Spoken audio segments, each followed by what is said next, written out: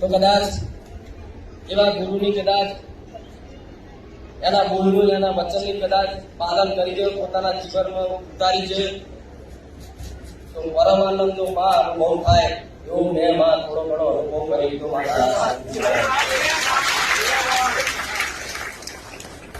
માના આશીર્વાદથી માં એવી ભક્તિ કરવાની શક્તિ મળી.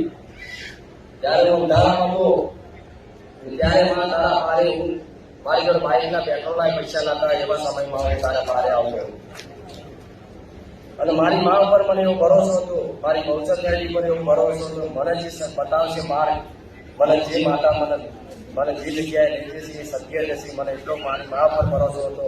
અને માએ મને પહેલી વાર મારીના સાનિધ્યમાં આવ્યા. એ પહેલા મને સપનામાં આવી ગયા હતા મારી, ત્યારે હું મારી ઓળખતો નતા વિડીયો જોયા, પણ એ ટાઈમે મારી મને સપનામાં આવ્યા.